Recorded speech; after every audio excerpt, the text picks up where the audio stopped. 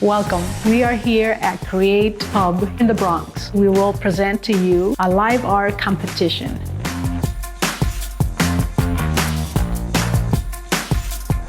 You will have 3 amazing artists who will create wonderful things right before your eyes. As they compete and complete their artwork, the audience will determine who's going to be the winner. I'm a bit nervous because you just really can't underestimate anybody. We're familiar with that tune. We're very familiar with what that is, and that's Mr. Softy. Feeling good. It's no pressure here because I just feel happy to be painting amongst great painters. I wanted to bring a little attention to this pollution and energy consumption. My painting is really about my experience with postpartum depression. I believe in my culture and my community that's not brought enough attention to. I feel confident that what will be will be. It is actually coming out a little bit better than I anticipated, so I'm really excited about that. You get to see new artists in every new venue that we have. You get to know them, you get to see what they're all about, you get to see their art techniques and expression. And I'm so happy to also collaborate with the BronxNet TV for being an amazing support for my vision here to make this a possibility.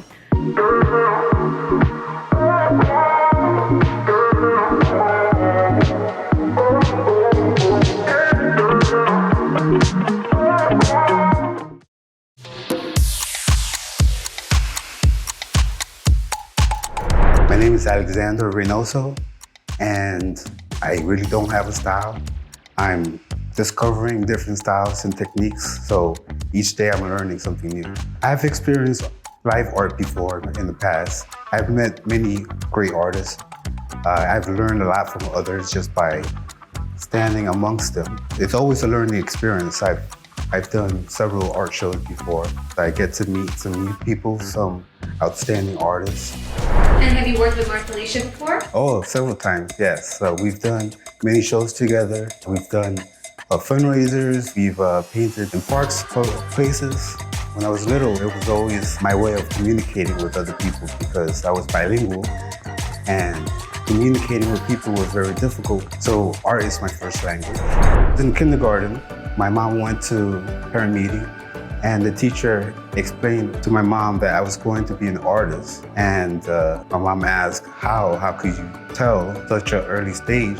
And she then pointed at the chalkboard, and it was a marine life world of fishes and mermaids and everything you could think of. I don't know, it was just part of me. I didn't have any toys or anything to do, so being productive, illustrating, drawing, creating my own comic book or whatever it is that I wanted to do, that's what I used to do. The inspiration on that was we have houses everywhere, and I wanted a different look other than the ordinary bodega or the storefront that you normally see. I just wanted something different. And we all love birds, and that's basically what the Bronx is.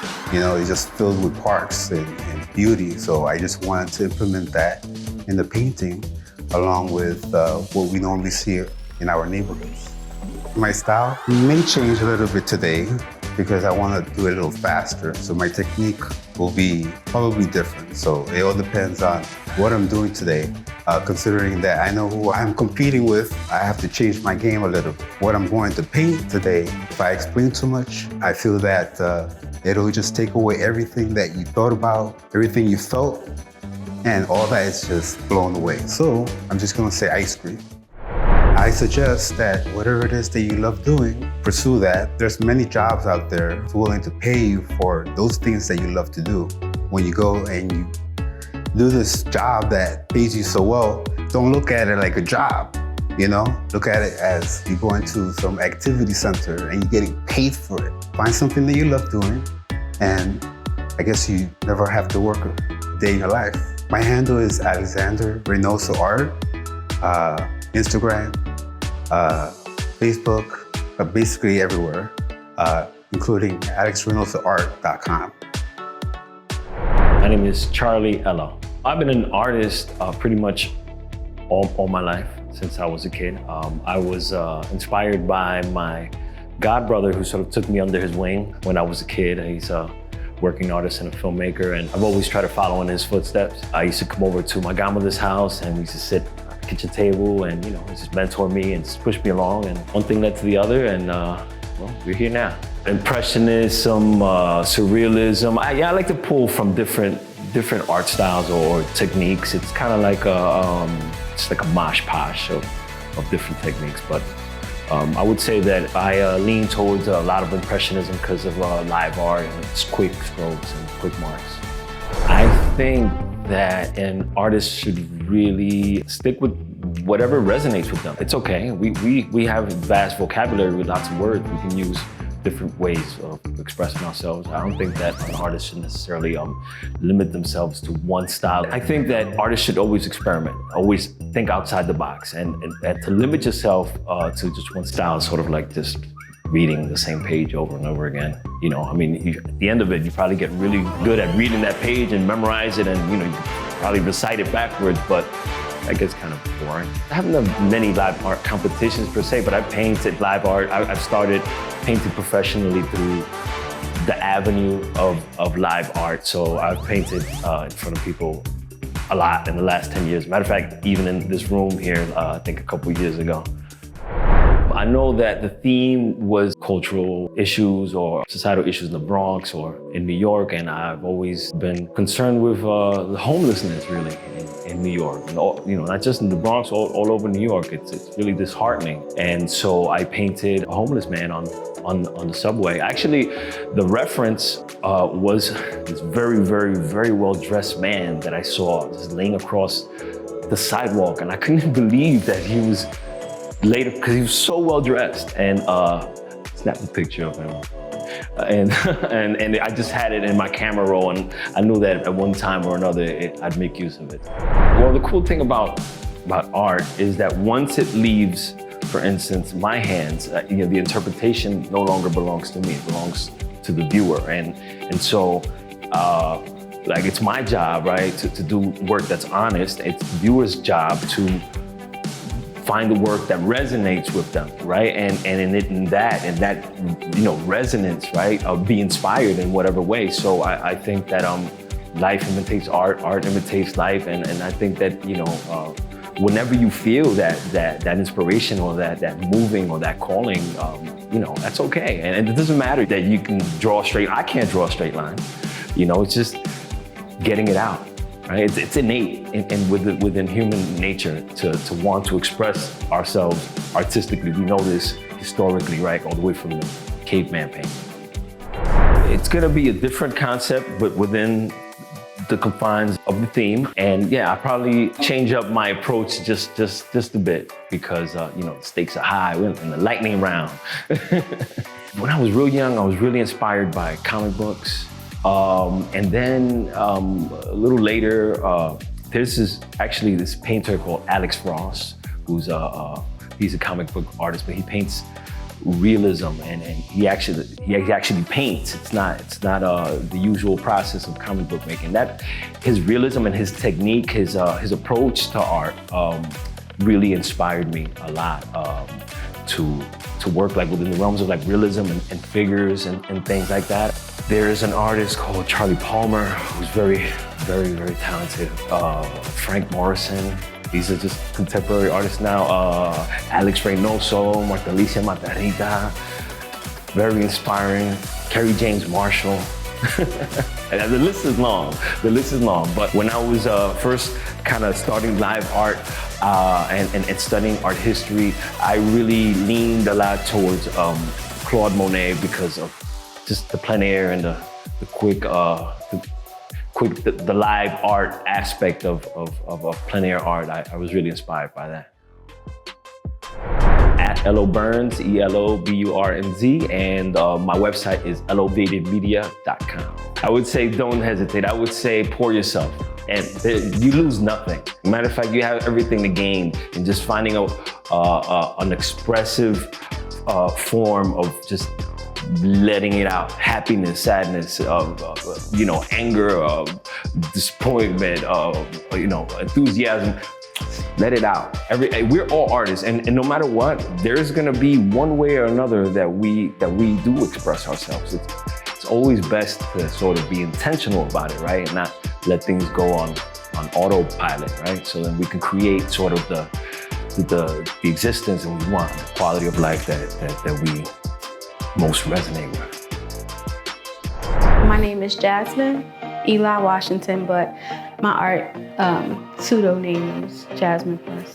I've been an artist, I guess, for about maybe 8 years now. It started as me being an elementary school teacher and making like little doodles and drawings for kids to understand the work better. So I had experience with live art, but not competitive. When my sons play in the playground, I often paint in the pavement. It saves me money on canvases.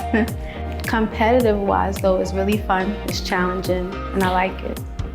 I usually do live painting. When my children are in the playground playing, I paint on the pavement. Competition-wise, it's really challenging and really fun. This is a huge first step for me, and I cannot wait for more opportunities to present itself so I could do things like this often.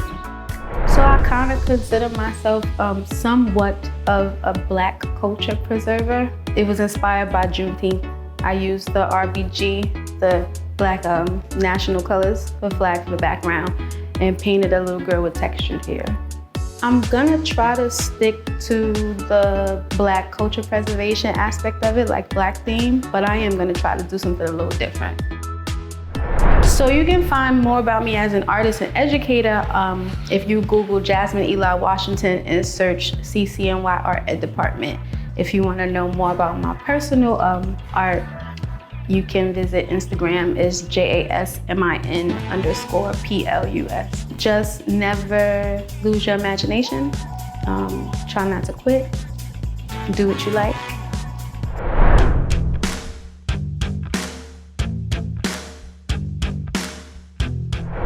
I'm trying to contain my excitement. I want to say thank you to everybody who participated throughout this experience. I want to say thank you to Mimi for Kreate Hub for being able to provide us this opportunity to be here. Thank you BronxNet and the entire team and staff for being able to be here. And at this moment, I am going to announce who is the winner for this amazing live art performance series that we had here.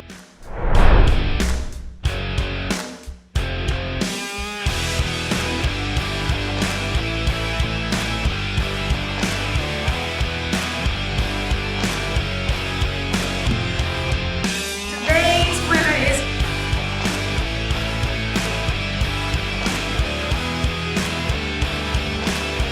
is Jasmine.